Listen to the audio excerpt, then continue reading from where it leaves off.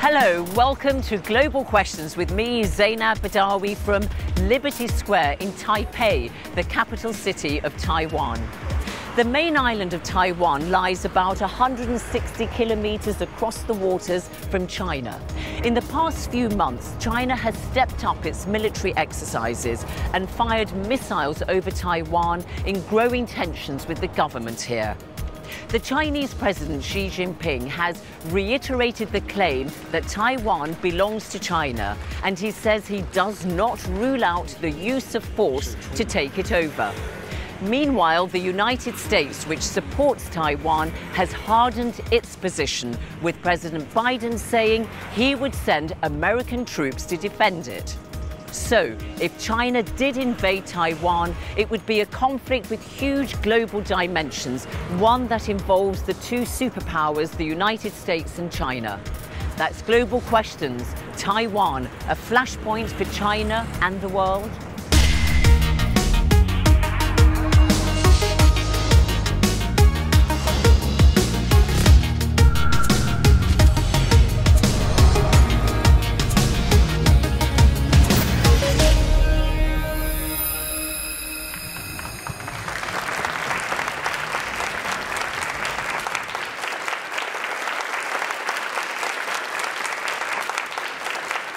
Welcome to the Taipei New Horizon building. This is a lively and buzzing cultural centre in the heart of the city.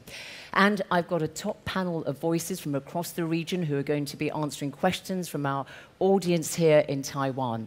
But first of all, let's bring you this brief overview of the history of what's going on here in Taiwan. Today, Taiwan is both a powerhouse for the global economy and the focus for an increasingly intense adversarial rivalry between China and the United States. Chiang Kai-shek reviews the armed forces of nationalist China on his island stronghold Formosa. Ever since the end of the Chinese Civil War in 1949, when the defeated nationalist or Kuomintang forces completed their redeployment to these offshore islands, Taiwan's status has been fiercely contested. Welcome to Free China. Free China. What a difference a word makes. With just under 24 million inhabitants compared to 1.4 billion in the People's Republic, Taiwan has been isolated internationally. To the communists, it's a province of China that can and will be restored to Beijing's rule. To its inhabitants, it's an outpost of democracy, suggesting an alternative future for China as a whole. And to the United States, Taiwan has been a useful ally, first as part of an anti-communist front in the Cold War, and now as a partner in stymieing China's emerging status as a superpower rival. Despite its economic and technological progress, the status quo in Taiwan is now under pressure. That accepted way of doing things, broadly the One China policy, that it would reunite eventually with the mainland, but peacefully. Well, now you have China saying that there are storm clouds on the horizon, the president not ruling out the use of force to reunify Taiwan. You have many of the people here saying they want independence, a full and long-term separation from the mainland. And you have the US putting pressure on this country to withhold high-tech from China. Taiwan has become a vital player in the semiconductor sector, producing 90% of the world's advanced microchips. Taiwanese tech is embedded in devices most people use, so the prospect of serious disruption to this business, whether through war or blockade, could trigger global economic disaster. The US is now asking Taiwan not to share some of its advanced technology with China. Add to that American warnings that the People's Republic is accelerating preparations for invasion, and it's clear that the peace of the wider world could now be at stake. The BBC's Mark Urban setting the scene for us. Now let me introduce you to my wonderful panel. Chi Cheng-law is a member of the Legislative Assembly and is Director of International Affairs of Taiwan's ruling Democratic Progressive Party, the DPP. He's also a member of the Diplomatic Committee that oversees foreign policy in Taiwan.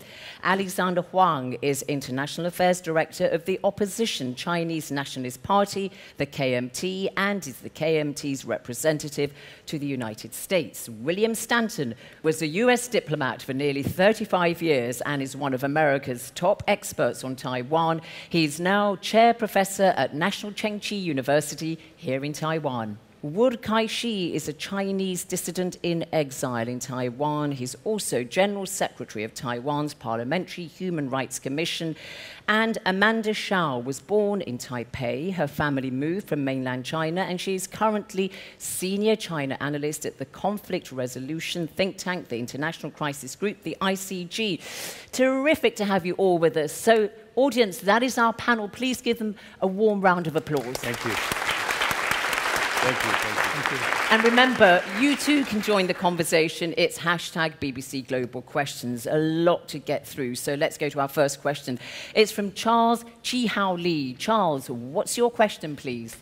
My question is, what do you make of the fact that while Taiwan is likely to be a flashpoint for China and the West, the media and the public in Taiwan remain rather indifferent to the threatening situation? Chi-Cheng Law, since you're from the ruling party, you kick off. Well, I wouldn't use the term indifferent. I don't think people here in Taiwan are indifferent to the threat from the PRC. And Taiwan has been living under China's threats for decades. But it's a very difficult balancing act for the government in Taiwan. On the one hand, we need to raise people's awareness and preparedness for the military conflicts in the region. But on the other hand, we don't want to scare the people because that's what China wants.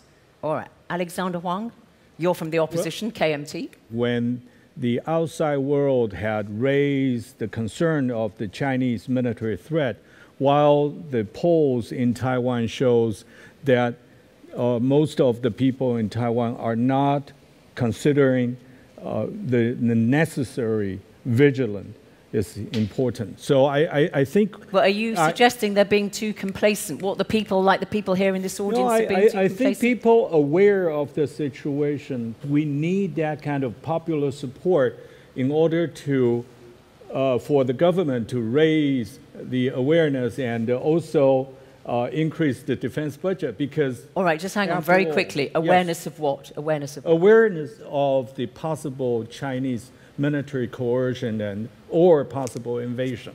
Oh, so you're saying... the external danger posted on Taiwan. So you do see that as a very, very real threat. Okay. Bill Stanton.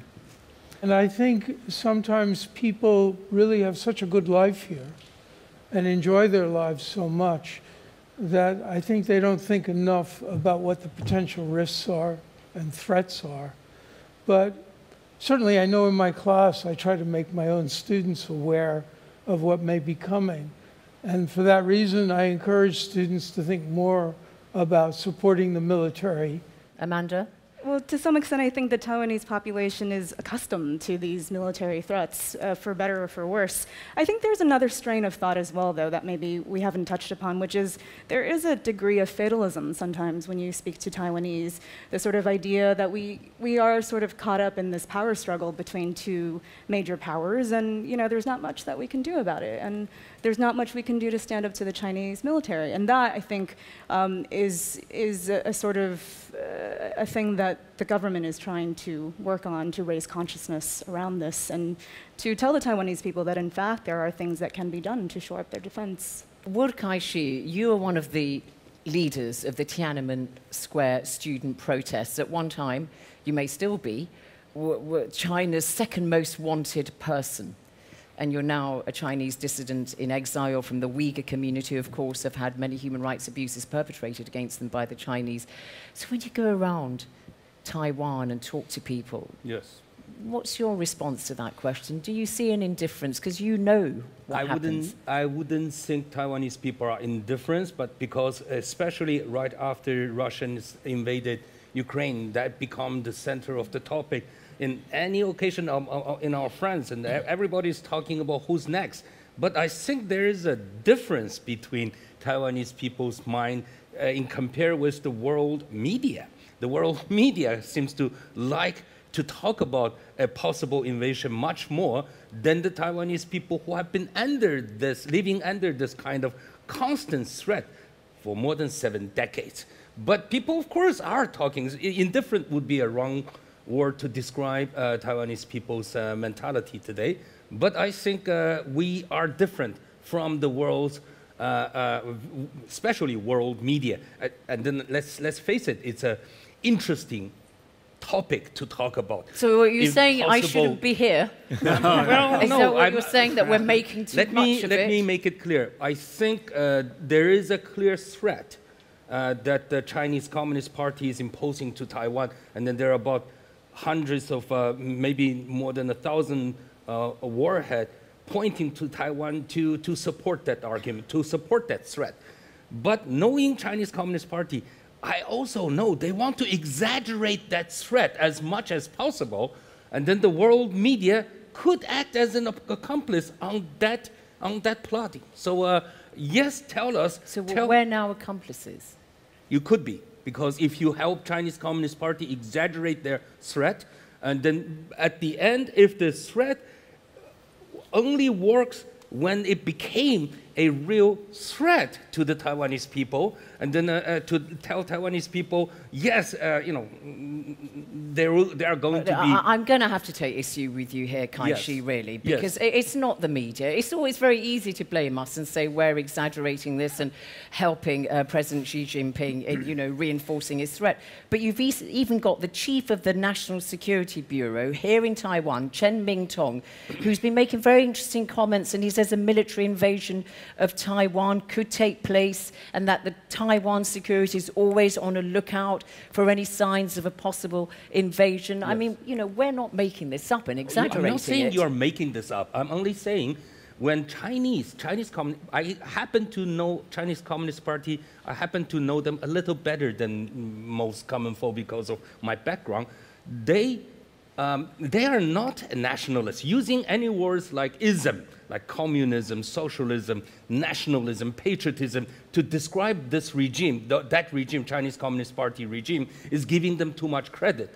They want their empty threats work. Of course, it's not completely empty, but they just want the threat to be amplified as much as possible. All I'm saying is don't help them.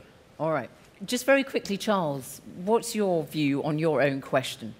I asked the question because I think that is the fact. So Taiwanese people are rather indifferent compared to Western media or Western people. Lots of questions to get through, so I want to go to our next one. Caleb Yang, your question, please. Caleb. Why and how would the Russian invasion of Ukraine encourage China to invade Taiwan? Alexander Wang.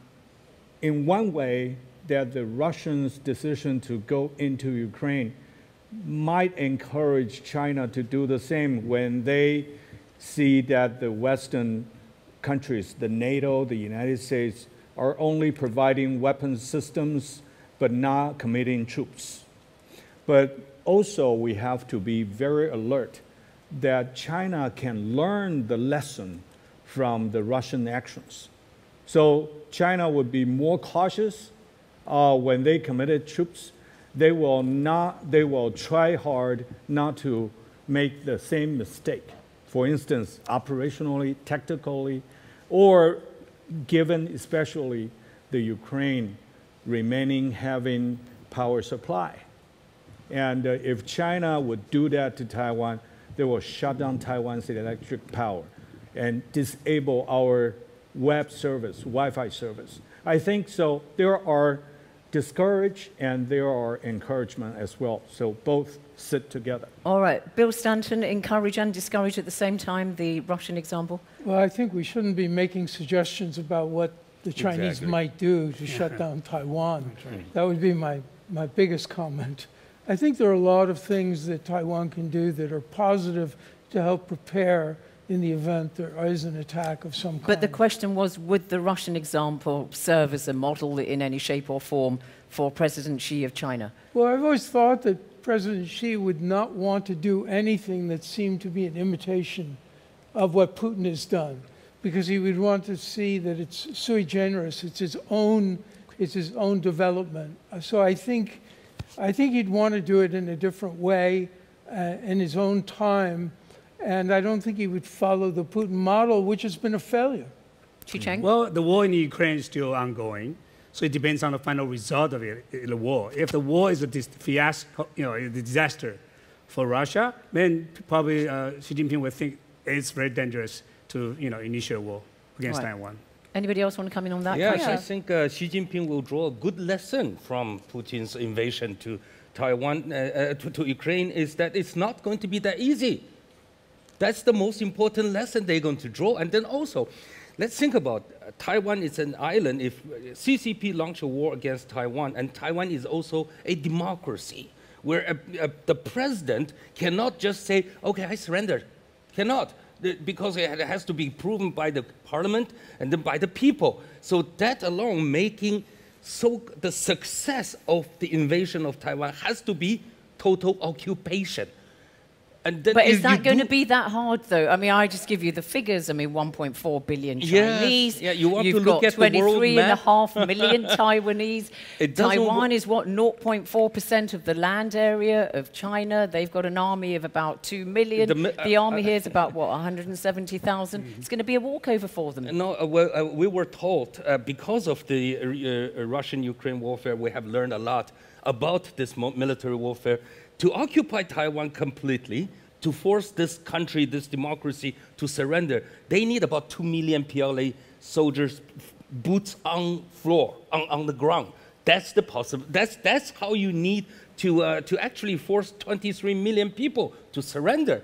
It is almost impossible to imagine 500,000 of them come across. And then I think Xi Jinping learned that lesson from the failure of the Russian invasion. All right. Do you want to come in on this? Or I not, think Amanda? on the whole that the Russian invasion of Ukraine and its failures on the whole will make Beijing more cautious about its invasion of Taiwan for 3 reasons. One, the complexity of an amphibious invasion of Taiwan is much higher than that of a land invasion that Russia has carried out. The PLA has to cross a 180-kilometer strait. It's a body of water. In that passage, there are going to be many moments where they will be very vulnerable to Taiwan's missile systems. 2, economically, we've seen that the West has gone after Russia in a pretty comprehensive way. I agree that we haven't seen the outcome of the war, so the results of that are yet to be seen. But China has taken note of the way in which the West has sanctioned Russia. And 3rd, just the international strategic environment has changed. Countries are just much more worried and aware of the potential of a major war. And I think that's changing calculations in regional governments. All right, it all seems that pretty much you think it would discourage rather than encourage China to invade Taiwan. Okay, let's go to our next question. Mira Baba, your question, please. Where are you, Mira? Ah, there you are. Thanks. Hi, my question is, do you think Xi Jinping would be afraid of a backlash from his own citizens if he invades Taiwan? Amanda. I think for the Chinese Communist Party, their hold on power is their top priority, period. And so to the extent that they have tied unification of Taiwan to China's rise, and that in turn is tied to the party's legitimacy domestically. So they've made it a very important political objective for them. But at the same time, the dilemma for them is that achieving this objective has become much harder. The risks of an invasion that goes south or takes much longer than they want it to, a protracted war in which a lot of Chinese sons and daughters' lives are getting taken, and a lot of these are single children families, of course, is asking a huge sacrifice of the Chinese population. So there could be a backlash? There absolutely could be. Chi-Cheng Law. So backlash from his own citizens? It depends on what kind of war we are having. If there's a quick war, then there will be no backlash. But if there's a war of long time or attrition war, then there could be a lot of things that could happen within China. But I think what leaders in Beijing have concern about is it's their own survival and the regime's survival. So do they have to force themselves to make that decision that you open a Pandora's box? Exactly. So that's the risk that I have to face if they don't start a war. Alexander. And also if the military operation or invasion against Taiwan would actually hurt his another goal of great rejuvenation of the Chinese nation, then probably that will keep them think more than twice about a military operation. All right, thank you very much. Let's go to our next question. Benjamin Jackson, your question, please. What do panel members say to those Taiwanese who still feel that they share an identity with the mainland, and the name Republic of China, and would like closer ties with the mainland. Ward Kai-shi, let's start on that, because you've lived on both sides, Yes, of course, as a Chinese Uyghur dissident living in Taiwan and really very embedded into Taiwanese society here. What's your response? I noticed the person who addressed this question is Benjamin. Benjamin is an expat here. And then I understand that it's also a sensitive and hot, interesting part for the expat to pay a lot of attention on, whether on Taiwan's division between like blue and green division or Taiwanese versus Chinese division. And then especially you mentioned the name Republic of China. And then the term Republic of China for a lot of local Taiwanese was for a long time the facade of the oppression. But then it's no longer the case, because in many years of democracy, in the 33 decades of after lifting the martial law, more than 1 billion ballots have been casted under the Republic of China. This Republic of China, although it's not the most favored name, is no longer an oppressor.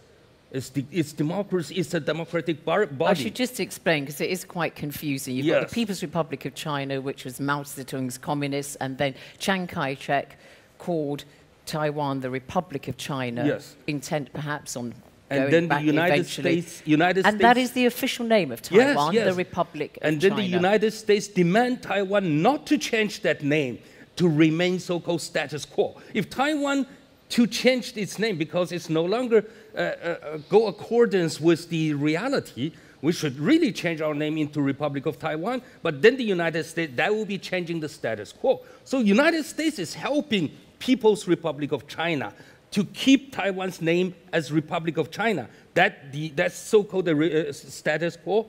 Status quo was designed in the 70s. Taiwan had moved on into a new democracy, carrying the name Republic of China into today's our country. We still hold that passport, but we call it Republic of China Taiwan, and we're okay with it. Let me come to you, Chi-Cheng, because there are two parts of this question, which is the Taiwanese who still feel some kind of identity with the mainland, and I think most polls say that about 10% of Taiwanese feel both, even less. I mean, at the higher end, about 10% feel Taiwanese and Chinese, but that is diminishing. But on this particular name, Republic of China, there is a move within the DPP, some members, to say, we don't want that name, we want to be called the Republic of Taiwan. Why don't you just call it that? Well, because we know the possible risk of changing the national title, because China has claimed that they will resort to use of force to resolve the issue of Taiwan if Taiwan does this and does that. So we take a very cautious approach in dealing with that particular sensitive issue. But on the other hand, the reason why there are people who identify themselves as Chinese because we do not confuse two concepts. One is state and the other is nation. For some people, they believe that they belong to one Chinese nation, in terms of identity, but they believe that Taiwan should be a separate state. So one country, two governments, and so on. But obviously, there's a growing Taiwanese identity in Taiwan society. And one of the reasons for that kind of growing Taiwanese identity is democratization in Taiwan. Because people have the right to choose their own future. People have the right to choose their own government. So that democratization in Taiwan created momentum for Taiwanese identity. All right, Alexander Wang, the KMT opposition party, has traditionally been seen as perhaps being more conciliatory towards China than the ruling DPP. What would you say to those Taiwanese who still feel that they share an identity? We all have very strong Taiwan identity. The issue of argument is the political differences across the Taiwan Strait.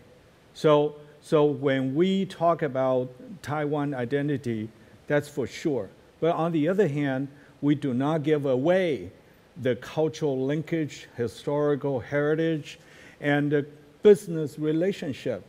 Currently, we still have more than 1 million Taiwanese citizens that are living on the mainland, doing business, going to school. So the business community have their concern, the people's linkage. I don't think that we should cut it off.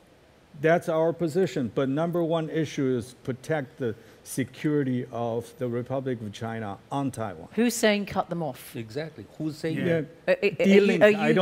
Are you saying that his party are doing that? No. I'm not arguing against them. I'm just saying that when we say China versus Taiwan, a strong Taiwan identity doesn't mean that we need to cut off. Tell him. I'm leaning back. You tell him. Korea has, Right. Korea has Just thousands go. of people working and living in China. Japan had, hundreds and thousands of Japanese working and living in China. It doesn't mean that these two countries have to become part of China. Right, because a lot of people would only see that through political and the identity issue and ignore the cultural linkage and the historical heritage. We do not need to impose artificial or look at the and are the DPP imposing artificial? No.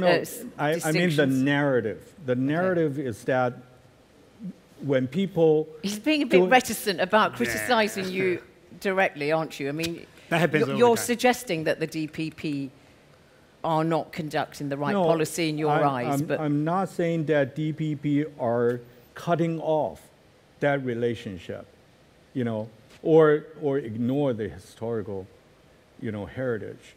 But I would say that the cross-strait relationship has been a complex and difficult question, and we should not look the cross-strait relations only through the political lens. I think the communists have made it quite simple, the cross-strait relation. The Communist Party made it simple. You either completely surrender, submit, or stay as democracy, so we're enemy. It's no longer a complex issue. Cross-strait relation is no longer a complex issue. Submit or not. Does that differ your political view from the other one? Are you saying that his party is submitting? No. Are you suggesting that this may be a debate or may not be a debate, but let's make it clear. I understand that China's position, but China looked through, Do you really understand China's position? They demand surrender. They demand surrender, and we do not agree with that ever. Right? Wonderful. But nor do you support independence. By saying that, but we do not need to say that we are against all these kind of business activities and cultural exchanges. And at what cost? Nobody is saying that. Yeah, Nobody is saying let's not do business with China. I was responding to those kind of questions. But just to make it clear, there are distinctions in your positions. The KMT opposition party says the party does not support Taiwanese independence, but nor, on the other hand, do you support the one country, two systems concept, we oppose that which ever Hong Kong since has. Deng Xiaoping But you're raised- neither here nor there then, really. Is that the point you're making, Kai-Shi? Yes. That you're not supporting independence, but you're not supporting a one country, two systems China policy. They're also not openly opposing it, like every time. But not clearly opposing it. Opposing what? One country, No. two systems. For that, 92 consensus. For that, I need to clarify. Deng Xiaoping raised the concept of one country, two systems since That's the former Chinese leader, 1981. yeah. And we started, and Taiwan was under KMT rule. And we opposed one country, two systems from the very beginning. That's very clear. But you still adhere to what's called the 1992 consensus, which says there is one China, but it's up to the Taiwanese to define that as they wish and for Beijing to define it as they wish. You've not renounced that consensus, we do not whereas you have. We do your not leader necessarily give up our right to interpret it how we see what had happened 30 years ago in 1992. I think KMT's position is clear. That is the eventuality of reunification with China. The difference is how. But for us, we maintain the choice to be open. In other words, people should have a final say about their future. But your position is clear. That is, there will be eventual unification. I would say that, Chi-Chen, you're right. We keep all the options open except a de jure Taiwan independence. Yeah, Okay. but Yes. your president, Tsai Ing-wen, says Taiwan wants a free and democratic government, that Taiwan and the People's Republic of China do not belong to each other, you defend Taiwan's sovereignty, and that the future of Taiwan must be decided by the will of its own people. And you don't accept the 1992 For us, the consensus. choice is very clear. That is the choice between two different ways of life. That's it. And it's also our position, which is same as the DPP, that the future of Taiwan should be determined by the people. 23 million people here in Taiwan. But you don't, on the other hand, come out saying you want formal independence either, do you, the DPP? Right. We try to maintain the de facto independence of Taiwan. Exactly. You And say, as a oh, peace we and are. stability of Yeah, Taiwan you say state. we just are. You're for the status quo. All right. Let's go on to our next question. And that question is from Charlene Lin. Some people believe that to prevent the war from happening, Taiwan should try their best to not offend Chinese Communist Party in any form and shouldn't have welcomed the U.S. Speaker of the House, Nancy Pelosi, in August. While some believe that these quote-unquote China's final warning never carries real consequences. So my question is, how should we perceive this issue and still manage to maintain our global presence? Amanda. So I think for any government in the world, it would be unrealistic to use as a standard, Chinese feelings to make a decision about your policies. We've seen very clearly that Beijing is easily offended by a wide range of activities and words. So it's just simply unrealistic to use that as a standard. But at the same time, I do want to stress that it's clear that unification with Taiwan has historically and consistently been very important, a core issue for the Communist Party. And so we shouldn't underestimate their commitment to that. So their threats, I think, are credible. So your question is, how do you sort of thread the needle on this? I think part of it is that it's clear that Taiwan does need to take steps to strengthen its ability to defend itself, with the help of the US, and that Taiwan does need to pursue its interests through its unofficial relationships within the framework of unofficial relationships economically, politically, with Europe, with the US, with other countries that are willing. I think the key here, though, is that while Taiwan forwards its interests in that way, that Taiwan also remembers that it makes gestures of political assurance to Beijing. So I think that's also important, and that's something we talk less about. Bill Stanton. I was opposed to the visit of Nancy Pelosi to Taiwan, not because I don't think she should have the right to come or any other congressman, but what I'd like to see is concrete measures by the United States bolstering Taiwan, whether providing more defensive equipment, providing more military training, providing more money.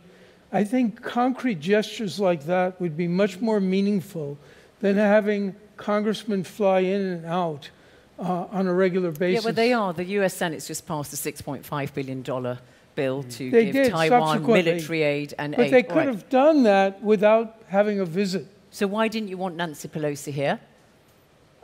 It's not that I didn't want her here. I thought that it was an empty gesture. I would rather have seen her back in Washington working on concrete legislation that would help Taiwan. You said, but why? Because it would upset the Chinese, which of course it did, and they started firing those military. Well, because it becomes just missiles. a symbolic war. All right, okay. And it's meaningless in that sense. I've got to go on to our next question very quickly. Yes, Winston Churchill once said, if you choose between humility and the peace, you choose peace, and then you will face the war eventually. After you. So if we remember that, especially on this platform, I think we will have a lesson. So-called don't poke the bear argument, it just doesn't work. The bear wants to eat you up anyway. All right, okay. Let's go to our next question, please. And it is Ledo Lee, your question. The U.S. seems to be moving away from strategic ambiguity after Biden made clear his defense for Taiwan if there is unprecedented attack. What does this mean for Taiwan and Western community? Bill, has the United States abandoned strategic ambiguity? Well, I think Biden has, for sure. On several occasions now, at least 4 times, maybe 5, he's indicated that we would defend Taiwan in the event of an attack. What happens, though, is his administrative flunkies around him come forward and say, well, we haven't changed our policy. But if the president speaks on a number of occasions and says we will defend Taiwan, that in effect is the policy.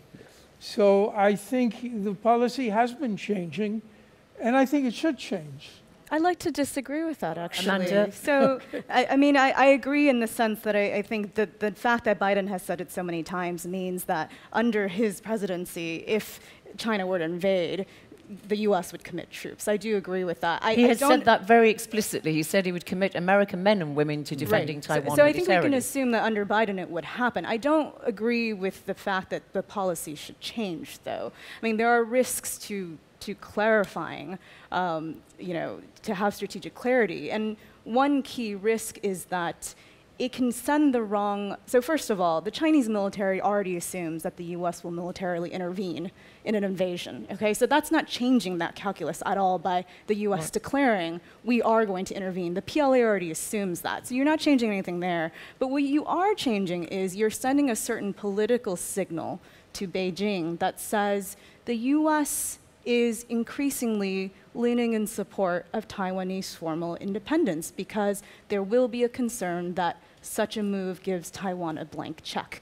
If the US comes out and says we will intervene under any sort of invasion circumstance, that would represent a wholesale change in some ways for Beijing of US policy on Taiwan. Well, so there are risks. There are risks for Taiwan. I mean, it could end up being a pawn in this massive US-China rivalry, right? Mm-hmm.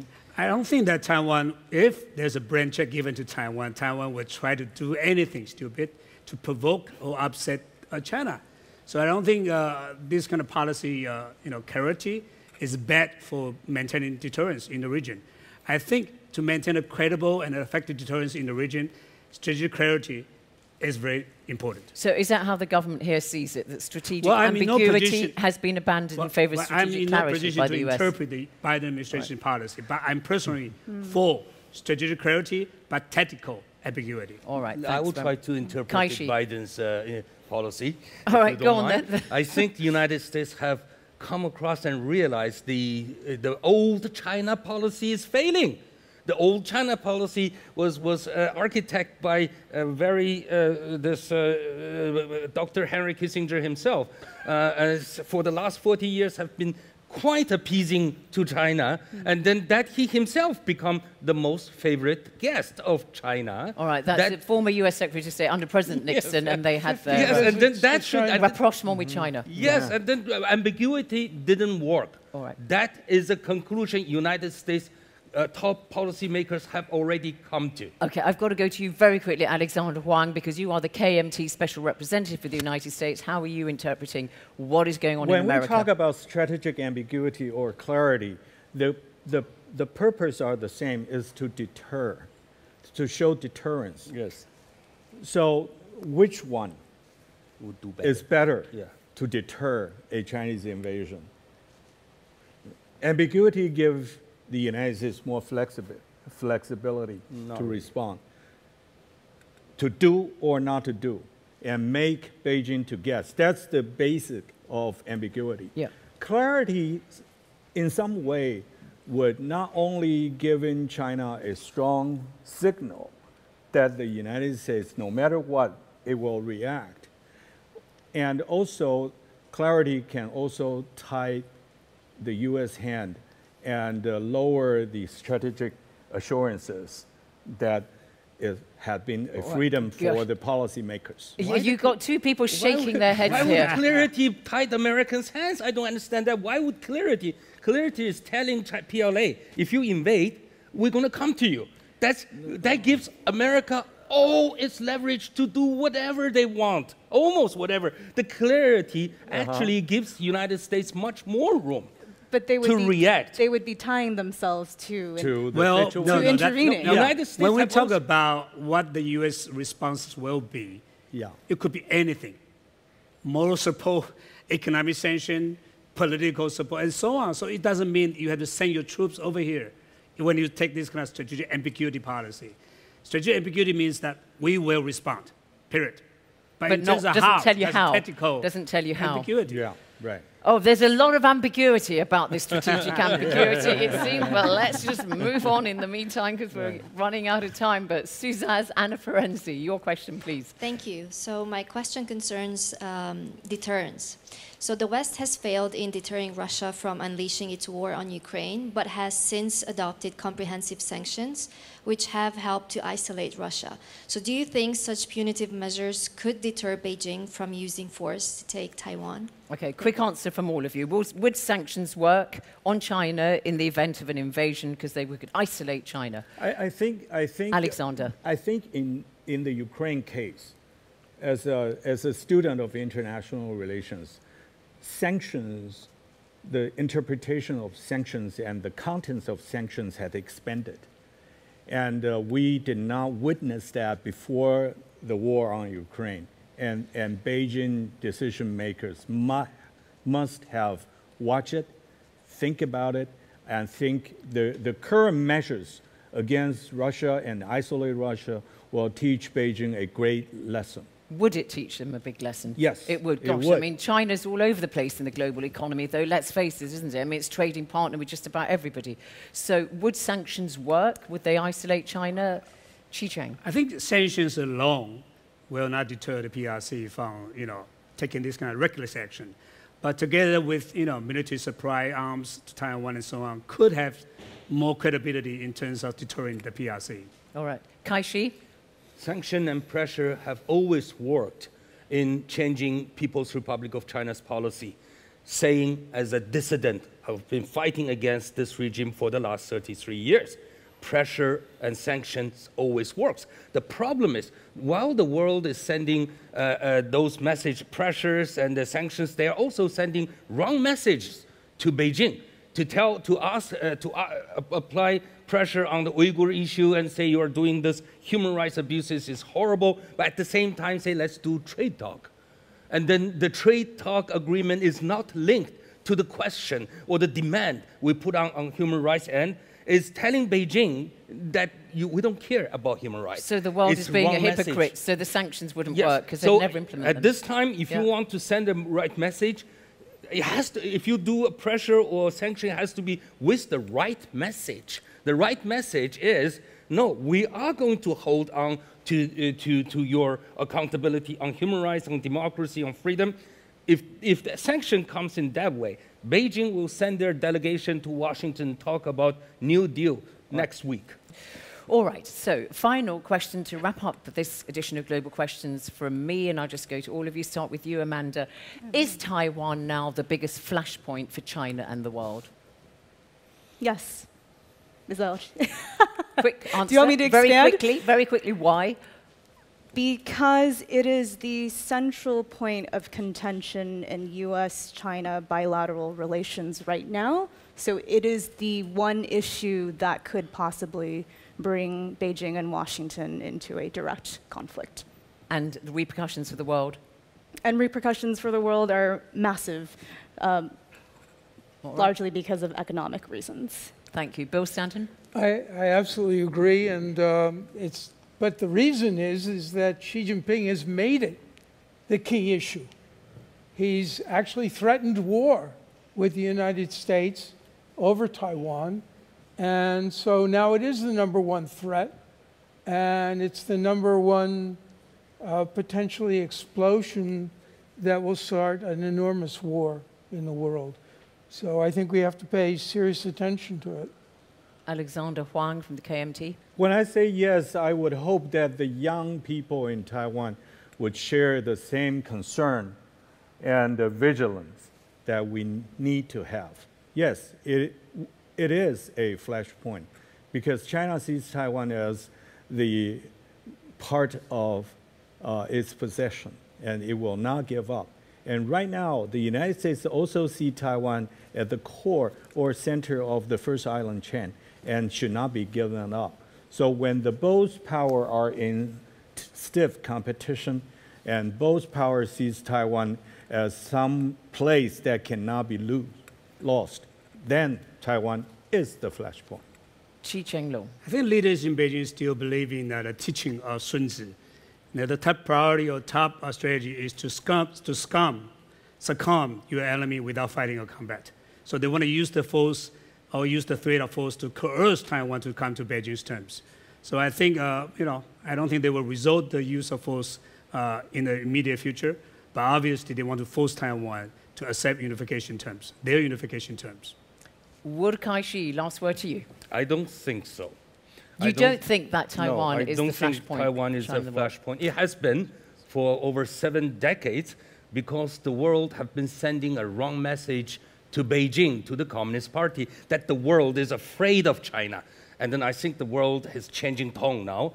That China should be afraid of the world, not the other way around.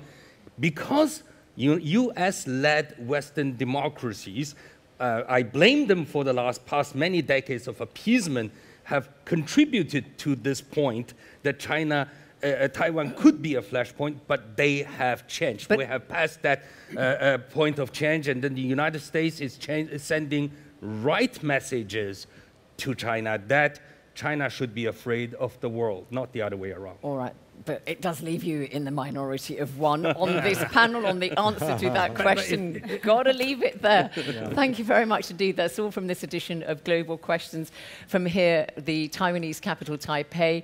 I hope we've brought you some insights into what people are thinking and feeling about the possibility of a Chinese invasion of Taiwan and how that might trigger a conflict that has severe global repercussions. Thank you to my panel, to my audience here at the New Horizon building, and to you wherever you're watching or listening to this program. Remember, Global Questions is the program that brings you the trend lines behind the headlines. From me, Zainab Badawi, and the rest of the team. Until the next time, goodbye.